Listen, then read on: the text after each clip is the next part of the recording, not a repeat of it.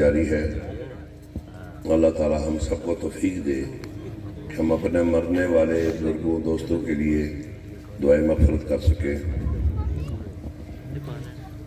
آج کی یہ مختصر لیکن پروقار محفل ایصال ثواب کی نیت سے منعقد کی جا رہی ہے۔ اس میں اللہ تعالیٰ کے احکامات کی روشنی میں اور رسول اللہ صلی اللہ علیہ وسلم کی فرمودات کی روشنی میں ہم اپنے مرحومین کے لیے اللہ سے درخواست کرتے ہیں کہ یا اللہ ان کی مغفرت فرما، ان کے درجات کو بلند فرما۔ ربنا اغفر لنا ولاخواننا الذین سبقونا بالایمان۔ قرآن میں اللہ تعالیٰ نے فرمایا کہ جو لوگ ایمان لے کر دنیا سے چلے گئے ان کی مغفرت کی دعائیں کی جائیں۔ ابراہیم علیہ السلام کی بڑی معروف دعا رب اجعلنی مقیم الصلاۃ ومن ذریتی ربنا وتقبل دعا ربنا اغفر لی ولوالدی وللمؤمنین یوم یقوم الحساب۔ اور یہ دعا قرآن میں بھی ذکر ہے اور آج کل ہم نماز میں بھی اس کو پڑھتے ہیں کہ یا اللہ مجھے بخش دے، میرے والدین کو بخش دے اور قیامت والے دن تمام مومنون کی مغفرت فرما۔ اصل میں جس کسی کی مغفرت کی دعا کے لیے ہم اکٹھے ہوتے ہیں وہاں عام رواج یہ ہے کہ اس کے حوالے سے گفتگو کی جاتی ہے، اور یہ گفتگو فضول نہیں ہے۔ یہ بات یاد رہے کہ مرنے والے کے بعد اس کے بارے میں اچھے خیالات کا اظہار اس کی بخشش کا باعث بنتا ہے۔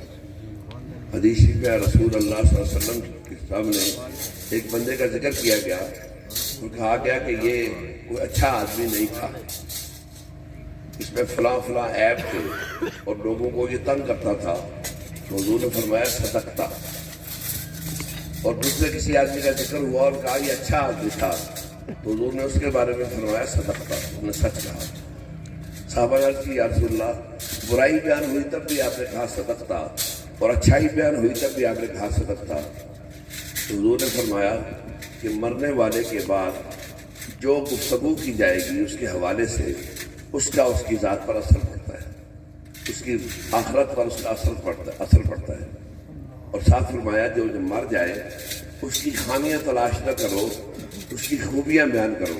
انسان ہے، اس میں خامیاں بھی ہوتی ہیں خوبیاں بھی ہوتی ہیں، لیکن حضور نے فرمایا اس کی خامیاں تلاش نہ کرو، اس کی خوبی بیان کرو تاکہ تمہاری اس کے حق میں گواہی پڑ جائے اور اللہ تعالیٰ اس گواہی کے صدقے میں اس کی بخشش فرما دے۔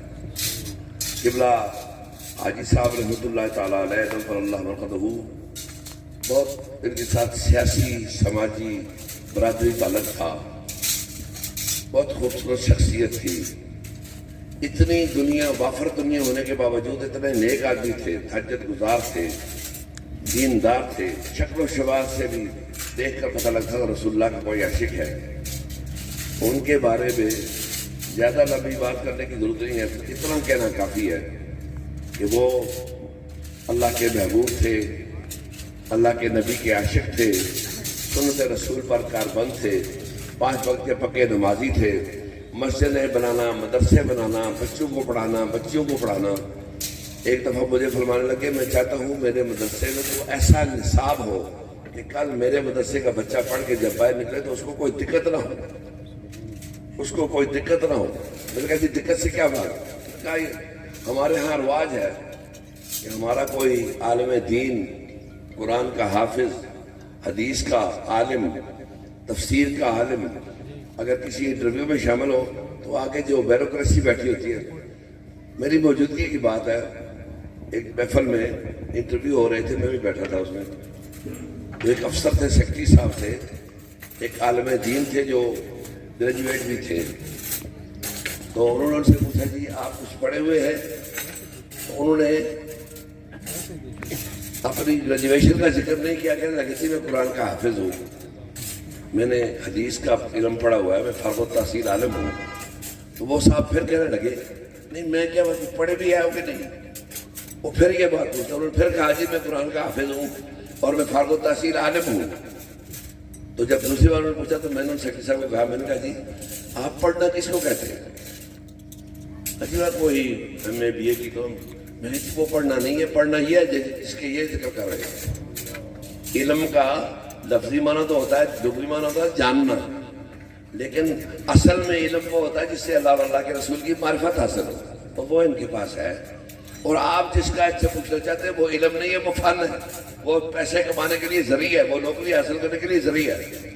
تو حاجی صاحب میں یہ بدرجہ تب یہ بات موجود تھی، مجھے کہتے تھے میں اپنے بچوں کو چاہتا ہوں ایسے پڑھے کہ جب وہ کہیں جائیں تو لوگوں سے یہ نہ پوچھے تو پڑھے ہوئے ہو کہ نہیں ہو۔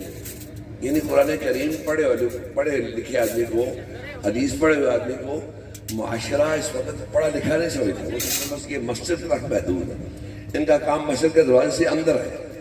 تو حاجی صاحب کا یہ خیال تھا، اور یہ بڑا اچھا موجودہ زمانے کے اعتبار سے بڑا ضروری خیال تھا کہ ہمارے بچے جہاں قرآن کے حافظ ہوں، جہاں عالم دین ہوں، وہاں دنیاوی اصلی علوم سے بھی واقف ہوں۔ اور وہ چاہتے تھے کہ اس طرح کا کوئی نصاب مرتب ہو کہ ہمارے بچے کہیں نوکری لینے کے لیے اگر جائیں تو نمبر اول پہ ان کو موقع ملے۔ اللہ تعالیٰ ان کی قبر کو اپنے نور سے منور فرمائے۔ انہوں نے جو اچھے کام چھوڑے، میری دعا ہے کہ اللہ تعالیٰ ان کی اولاد کو بھی یہ توفیق عطا فرمائے، یہ سمجھ عطا فرمائے کہ وہ جس طرح وہ چاہتے تھے اس طرح وہ دین کی خدمت کر سکیں، خود بھی دین کے عمل تھے، اور ان کی کوشش تھی کہ لوگ بھی دین کی طرف راغب ہوں۔ اس کا صلہ ان کو قیامت تک ملتا رہے گا۔ میرے آقا نے فرمایا کہ اچھی اولاد مرنے کے بعد بھی فائدہ دیتی ہے، اور وہ کیا فائدہ دیتی ہے؟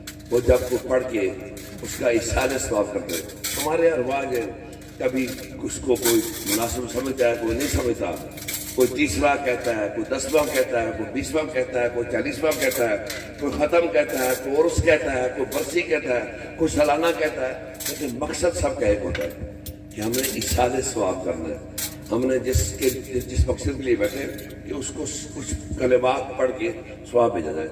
اور میں نے بزرگوں سے سنا ہے، رسول اللہ نے فرمایا، جس طرح میں نے سنا کہ ایک دفعہ سورہ اخلاص پڑھ کے اگر آپ ساری دنیا کے مردوں پر تقسیم کر دیں اس کا ثواب، تو ہر مردے کی قبر میں احد پہاڑ جتنا نور داخل ہو جاتا ہے۔ اس لیے یہ احسان ثواب قرآن کریم بھی اس کا گواہ ہے، حدیثیں بھی اس کی گواہ ہے، بزرگان دین کا طریقہ بھی اس کا گواہ ہے کہ جب ہمارے دو درمیان میں سے کوئی اٹھ جائے، جس طرح ہم زندہ لوگوں کو ایک دوسرے پر حق ہے کہ کسی کی شادی ہو ہم اس پہ شریک ہوتے ہیں، کسی کا جنازہ ہو ہم اس میں شریک ہوتے ہیں، کسی کی کوئی مشکل میں ہو ہم اس کے ساتھ یکجہتی کا اظہار کرنے کے لیے جاتے ہیں۔ اسی طرح جو لوگ ہمارے قبروں میں لیٹے ہوئے ان کا بھی ہمارے اوپر حق ہے کہ ہم ان کے مرنے کے بعد اللہ سے یہ درخواست کریں کہ یا اللہ اس کو فلاں کلام کے عوض میں بخشش فرما دے، اس کے درجات کو بلند فرما دے۔ اور میری حاجی صاحب کی یہ دعا ہے کہ اللہ تعالیٰ ان کو رسول اللہ صلی اللہ علیہ وسلم کی شفاعت نصیب فرمائے، ان کے درجات کو اللہ بلند فرمائے، ان کے قبر کو اپنے نور سے منور فرمائے، اور ان کی قبر کو تا حد نگاہ کشادہ فرمائے، اور ان کی اولاد کو اپنے باپ کے اچھے کاموں پر عمل پیرا ہونے کی توفیق عطا فرمائے۔ بہت لمبی بات اس میں نہیں کی جا سکتی، علماء بھی موجود ہیں، شاید کسی نے ضرور سمجھی تو وہ بات کرے گا، لیکن اصل مقصد ہے کہ ہم کچھ کلمات طیبات پڑھ کر ان کی روح کو احسان ثواب کریں۔ مجھے ایک جگہ ایک جنازے کی ابھی اطلاع ملی ہے، اس میں بھی مجھے جانا ہوگا، اس لیے میں نے جلدی کوشش کی کہ میری حاضری لگ جائے۔ اللہ تعالیٰ ہم سب کی یہاں آنا اپنے دربار میں قبول و منظور فرمائے، ہمارا پڑھنا بیٹھنا اور خدمت و محبت کا جو ہم مظاہرہ کر رہے ہیں، جو اخلاص کا مظاہرہ کر رہے ہیں، یہ بھی ان کے حق میں ان کی درجات کی بلندی کا باعث بنے گا۔ اللہ تعالیٰ ان کے درجات کو مزید بلند فرمائے۔ بہت مہربانی، بہت شکریہ۔